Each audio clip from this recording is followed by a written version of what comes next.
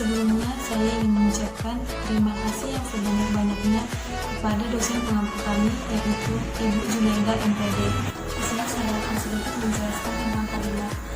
Menurut Arifin dan Ghazali 2003, kalimat itu sendiri adalah satuan bahasa terkecil, baik berwujud tulisan maupun tulisan yang mengungkapkan pikiran secara utuh. Sedangkan menurut Wijono 2012, kalimat adalah satuan bahasa terkecil yang merupakan kesatuan pikiran. Dan menurut Cook 1971, kalimat adalah satuan bahasa yang secara relatif dapat berdiri sendiri dan mempunyai intonasi akhir juga terdiri dari klausul. Jadi secara sederhana, kalimat itu adalah satuan gramatikal bahasa terkecil yang mengungkapkan pikiran ataupun perasaan secara utuh, baik itu berwujud lisan maupun tulisan.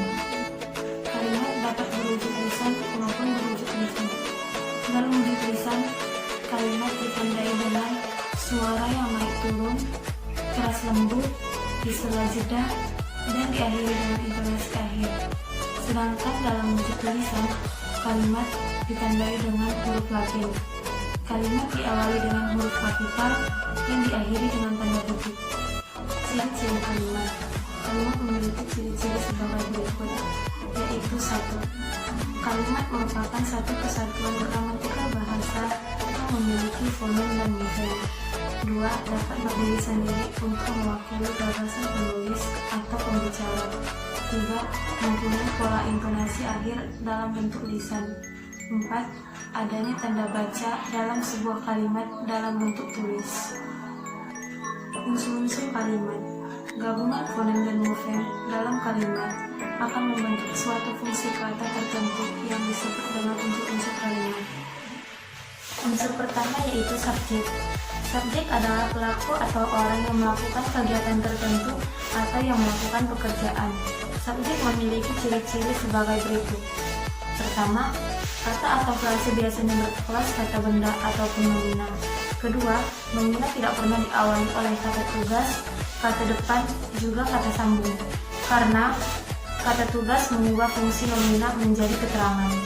Ketiga, ada kalanya subjek bukan sebagai kata benda atau nominal, namun pada umumnya dapat diikuti oleh kata petunjuk atau artikel, baik ini maupun itu. Keempat, subjek tidak dapat berupa kata ganti tanya. Kelima, subjek dapat dicari dengan menggunakan kata tanya, siapa dan apa. Keenam, subjek dapat ditambahkan dengan akhiran nya. Ketujuh, pada struktur bahasa Indonesia, subjek pada umumnya berada pada awal kalimat.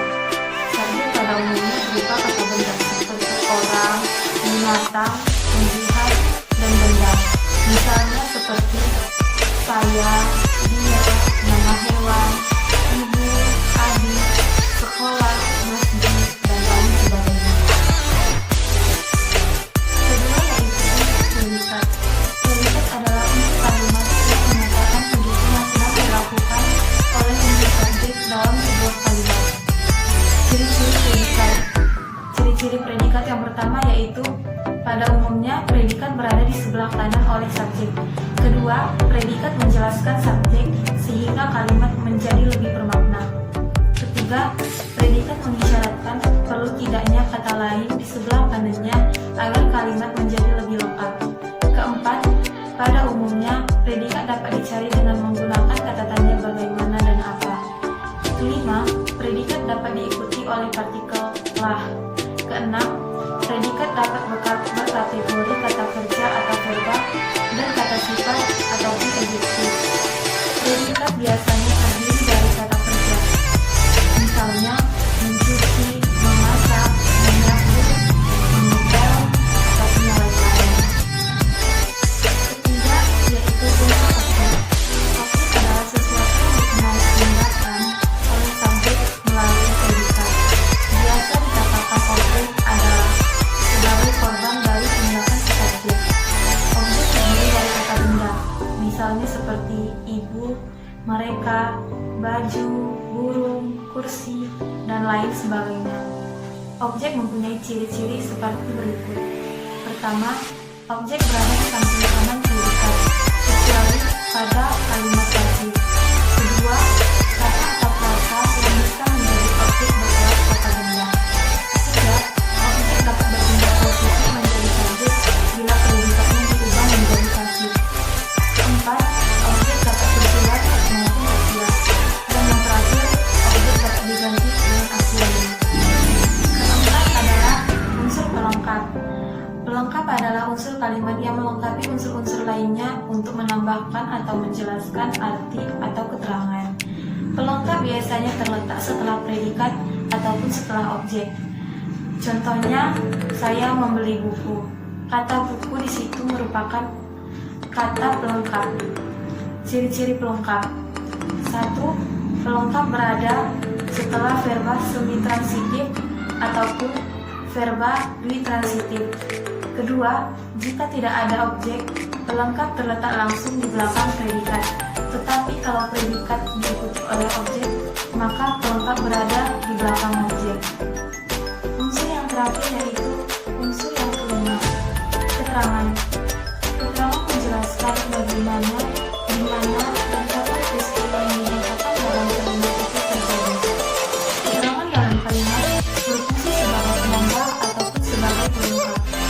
Keterangan terbagi tiga yaitu keterangan waktu, keterangan alat, dan keterangan tempat. Keterangan waktu contohnya nanti malam, kemarin, besok, 3 bulan yang lalu, 1 tahun yang lewat, dan lain-lain. Keterangan alat contohnya mengendarai mobil, menggunakan pisau, menggunakan sapu, dan lain-lain. Ketiga, keterangan tempat, misalnya di taman kota, di pasar, di kantin sekolah, dan lain-lain. Ciri-ciri keterangan. Ciri-ciri keterangan yaitu letaknya bisa berpindah-pindah dan bisa didahului dengan kata depan. Nah, jenis selanjutnya adalah pola kalimat dasar. Kalimat yang kita gunakan sesungguhnya dapat dikembalikan lagi ke dalam sejumlah kalimat dasar yang sangat terbatas jumlahnya. Dengan perkataan lain, semua kalimat yang kita gunakan berasal dari beberapa pola kalimat dasar saja. Sesuai dengan kebutuhan kita masing-masing, kalimat dasar tersebut kita kembangkan. Yang pengembangannya itu tentu saja harus berdasarkan pada kaidah yang berlaku. Berdasarkan keterangan sebelumnya, dapatlah ditarik kesimpulan bahwa kalimat dasar adalah kalimat yang berisi informasi pokok dalam instruksi inti, belum mengalami perubahan. Perubahan itu dapat berupa penambahan unsur seperti penambahan kalimat ataupun subjek, predikat, objek, ataupun juga pelengkap. Kalimat dasar dapat dibedakan ke dalam tipe-tipe berikut. Kalimat dasar tipe pertama yaitu kalimat dasar tipe S ditambah P. Kalimat dasar tipe ini memiliki unsur subjek dan predikat. Predikat kalimat untuk tipe ini dapat berupa kata kerja, kata benda, kata sifat, ataupun kata bilangan. Seperti mereka sedang berenang. Subjek pada kata tersebut adalah mereka, sedangkan predikatnya adalah sedang berenang. Contoh lainnya itu ayahnya guru SMA. Kata subjek pada kalimat tersebut yaitu ayahnya, sedangkan predikatnya guru SMA. Kalimat dasar tipe kedua yaitu yang berpola SPO. Kalimat dasar tipe ini memiliki unsur subjek, predikat, dan objek. Subjek berupa nomina atau frasa nomina, sedangkan predikat berupa verba transitif dan objek berupa nomina atau frasa nomina. Misalnya, mereka sedang menyusun karangan ilmiah. Mereka sebagai subjek sedang menyusun sebagai predikat dan karangan ilmiah sebagai objek. Kalimat dasar tipe ketiga yaitu kalimat dasar berpola SPPL.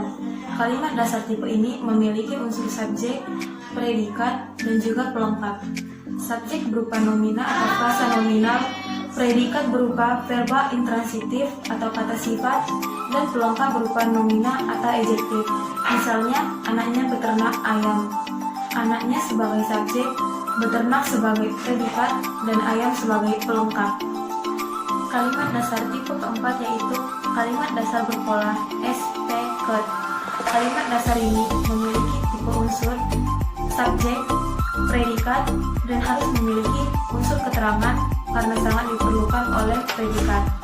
Subjek berupa nomina atau frasa nominal, predikat berupa verba intransitif, keterangan berupa frasa berpreposisi. Misalnya, mereka berasal dari Surabaya. Mereka sebagai subjek berasal sebagai predikat dan dari Surabaya sebagai keterangan. Kalimat dasar tipe kelima yaitu kalimat dasar berpola SPOP. Kalimat dasar tipe ini memiliki unsur subjek, predikat, objek, dan pelengkap. Subjek berupa nomina atau frasa nominal, predikat berupa verba intransitif, objek berupa nomina ataupun frasa nominal, dan pelengkap sebagai nomina atau frasa nominal. Misalnya, dia mengirimi saya surat. Dia sebagai subjek, mengirimi sebagai predikat, saya sebagai objek, dan surat sebagai pelengkap. Kalimat dasar tipe terakhir yaitu kalimat dasar berpola SPOK. Kalimat dasar tipe ini memiliki unsur subjek, predikat, objek, dan juga keterangan. Subjek sebagai nomina atau frasa nomina, predikat berupa verba intransitif, objek berupa nomina atau frasa nominal, dan keterangan berupa frasa berpreposisi. Misalnya, kami memasukkan pakaian ke dalam lemari. Kami sebagai subjek memasukkan sebagai predikat, pakaian sebagai objek, dan lemari sebagai keterangan. Jenis-jenis kalimat. Kalimat dalam bahasa Indonesia dapat dibagi menjadi beberapa jenis. Yang pertama yaitu kalimat tunggal. Kalimat tunggal merupakan kalimat yang hanya mempunyai satu gagasan utuh yang terdiri atas satu subjek, satu predikat. Biasanya kalimat tunggal ini berbentuk klausa tunggal. Unsur objek, pelengkap, dan keterangan tidak diharuskan ada dalam kalimat tunggal. Namun, jika predikat berbentuk verba transitif, maka unsur objek diperlukan untuk melengkapi unsur predikat. Menurut Cook dan Elson dan Pickett, dalam hikmat kalimat tunggal adalah kalimat yang terdiri atas satu klausa bebas tanpa klausa terikat. Misalnya, Bayu pergi, dia minum, dia makan, dia berlari, dan lain-lain. Unsur subjek dan predikat pada kalimat tunggal dapat diperluas dan dilengkapi oleh unsur lain seperti objek, pelengkap, ataupun keterangan. Jadi kalimat tunggal bukanlah kalimat yang pendek, tetapi juga bisa kita temukan kalimat tunggal yang panjang yang hanya saja klausa dan gagasannya itu tetap satu. Jenis kalimat yang selanjutnya adalah kalimat efektif. Kalimat itu dikatakan efektif apabila menghadapi penyampaian pesan, gagasan, perasaan, maupun pemberitahuan sesuai dengan maksud si pembicara ataupun maksud si penulis. Untuk itu, mengirim suatu pesan dan tersebut harus memenuhi syarat sebagai kalimat yang baik, yaitu strukturnya benar, pilihan katanya tepat, hubungan antar bagiannya logis, dan ejaannya pun harus benar. Syarat-syarat kalimat efektif. Kalimat efektif jugalah mempunyai syarat. Syarat-syarat tersebut adalah mewakili pemikiran pembaca ataupun penulis secara tepat, mengemukakan pemahaman yang sama tepat antara pikiran pembaca dan pemikiran penulis, sehingga dipahami oleh pembaca, tidak menimbulkan kesalahan dalam penafsiran penulis, menyampaikan pemikiran penulis ke pembaca dengan tepat, dan yang terakhir yaitu sistematis dan juga tidak berbeda-beda. Kalimat efektif.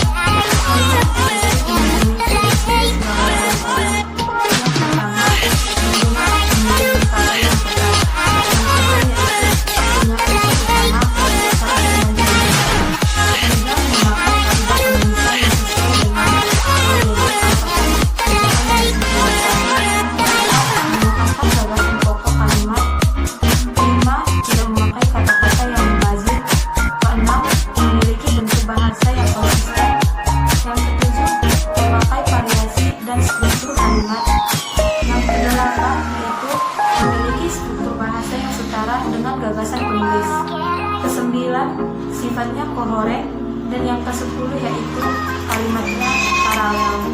Kalimat efektif mempunyai contoh-contoh seperti berikut. Yang pertama, ibu memasak ayam goreng di dapur. Kedua, Putri adalah siswa teladan di sekolah. Ketiga, Semut merupakan serangga yang menyukai bola. Keempat, Putri belajar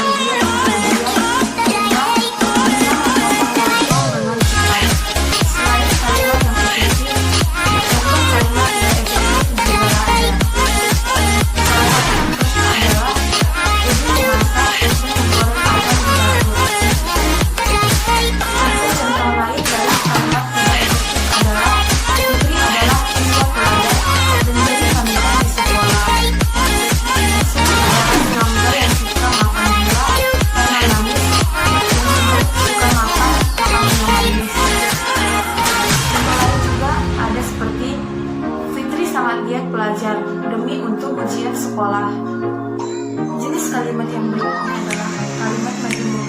Kalimat majemuk adalah sebuah kalimat yang memiliki dua klausa ataupun lebih. Setiap kalimat selalu memiliki klausa yang merupakan paduan antara satu subjek dan predikat, serta bisa ditambahi dengan objek, pelengkap, maupun keterangan. Jadi, kalimat ini merupakan sebuah kalimat yang memiliki lebih dari satu subjek, satu predikat, objek, ataupun pelengkap. Untuk menandai antar klausa, biasanya yang bersifat penggabungan akan ditemukan keberadaan kata hubung atau konjungsinya. Namun, mungkin juga tidak bisa ditemukan keberadaan konjungsi di sebuah kalimat majemuk yang sifatnya perluasan. Jenis-jenisnya pun di bahasa Indonesia tidak terbatas pada sifatnya yang menggabungkan atau memperluas. Dilihat berdasarkan hubungan antar klausanya, klasifikasian kalimat majemuk adalah sebagai berikut. Yang pertama yaitu kalimat majemuk setara.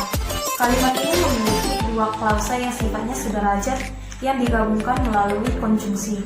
Artinya, kedua klausa bersifat koordinatif sehingga masing-masing dapat berdiri menjadi kalimat sendiri yang apabila konjungsinya dilepaskan. Konjungsi yang biasa menggabungkan dua atau lebih klausa pada kalimat ini diantaranya yaitu dan, sementara, dan lalu. Contoh kalimat majemuk setara. Klausa 1, kakak bertanding sepak bola. Klausa 2, adik menonton di pinggir lapangan. Jadi gabungannya adalah kakak bertanding sepak bola, sementara adik menonton di pinggir lapangan. Baik klausa 1 maupun klausa 2 merupakan bentuk klausa utuh yang setidaknya memiliki subjek dan predikatnya masing-masing. Karena itu, kalaupun tidak dihubungkan dengan konjungsi sementara, keduanya masih dapat berdiri menjadi kalimat yang sempurna. Kalimat majemuk selanjutnya yaitu kalimat majemuk bertingkat. Di jenis kalimat majemuk bertingkat ini, kita akan menemukan yaitu kalimat yang memiliki dua klausa ataupun lebih yang hubungannya tidak sejajar. Karena ketidaksejajarannya tersebut, salah satu klausa tidak dapat berdiri sendiri. Bagian klausa inilah yang akan menjadi anak kalimat dalam kalimat tersebut. Sementara itu, klausa yang nanti berdiri sendiri kalaupun dipisahkan dari kalimat majemuk tersebut disebut sebagai induk kalimat. Kedua bagian kalimatnya biasa dihubungkan dengan konjungsi, seperti ketika, walaupun, sebab, karena, dan meskipun. Contoh dari kalimat majemuk bertingkat. Klausa 1, ia kerap terlambat datang ke sekolah. Klausa 2, rumahnya jauh. Jadi gabungan antara klausa 1 dan klausa 2 adalah ia kerap terlambat datang ke sekolah karena rumahnya jauh. Klausa 1 merupakan induk kalimat karena memiliki unsur klausa yang lengkap, yakni subjek dan predikat. Dia sebagai subjek, predikatnya adalah terlambat. Karena hal tersebut jugalah klausa 1 dapat berdiri sendiri menjadi sebuah kalimat yang utuh. Sementara itu, klausa 2 hanya memiliki predikat atau rumahnya sehingga tidak dapat menjadi kalimat utuh yang membutuhkan subjek.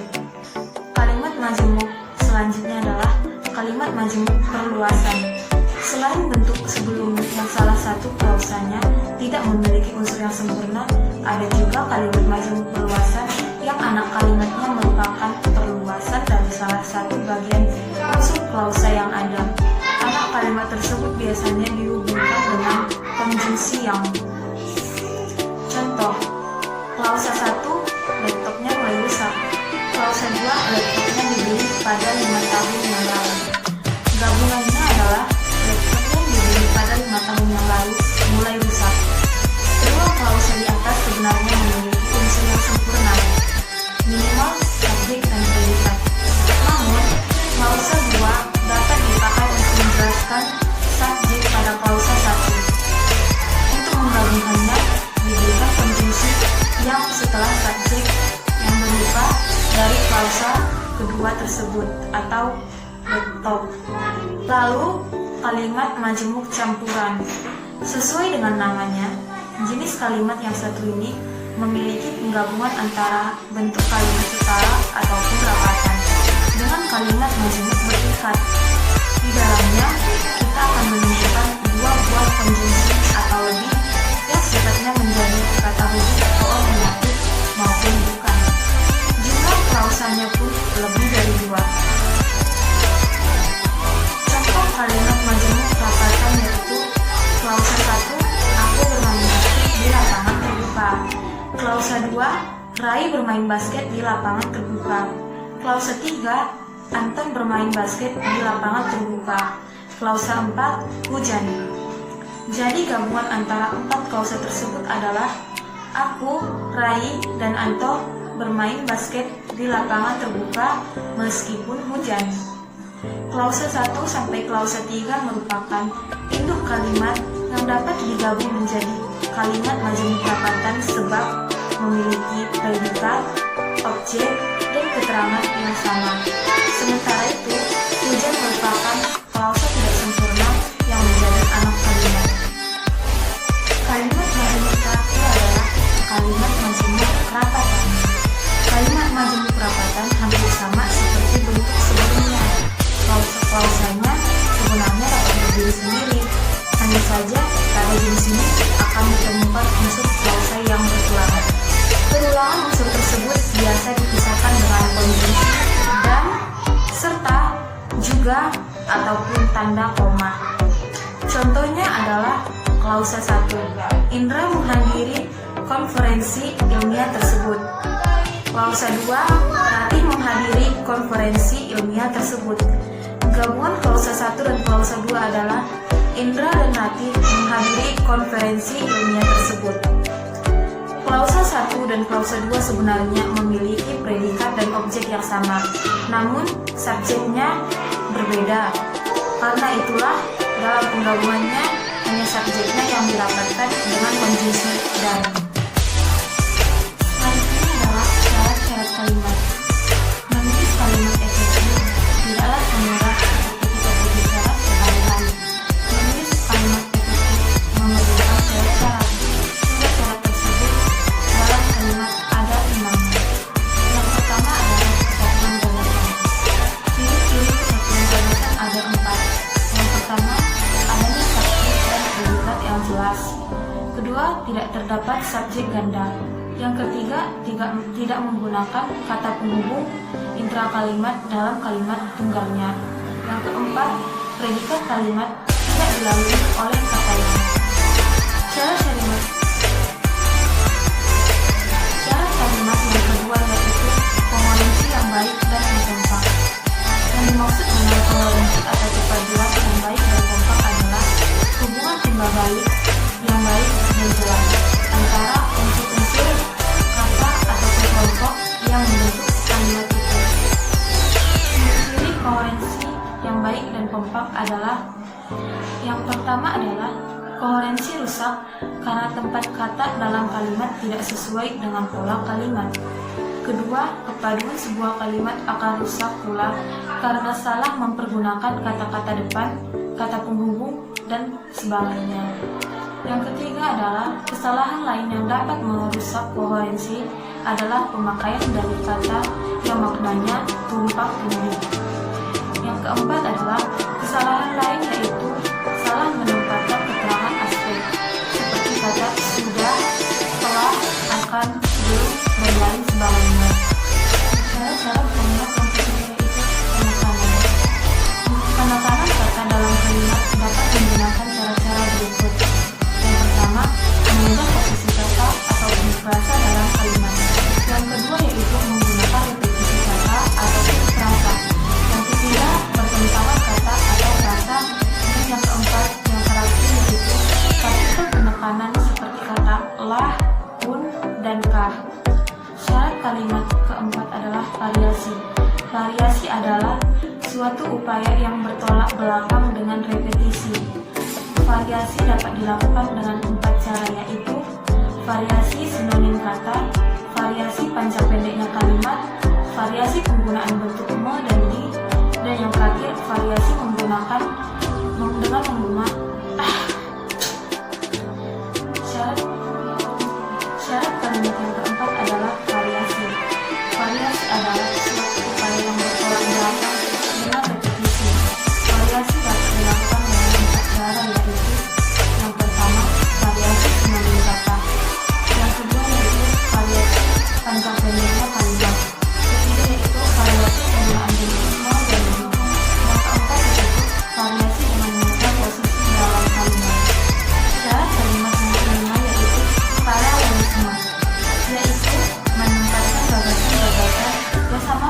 memasukkannya dengan sama fungsinya ke dalam suatu struktur gramatikal yang sama. Syarat kalimat keenam yaitu penalaran atau logika. Penalaran atau logika yaitu suatu proses berpikir yang berusaha untuk menghubungkan fakta-fakta menuju kepada suatu kesimpulan yang masuk akal atau tidak. Beberapa hal dasar tentang proses berpikir secara logis.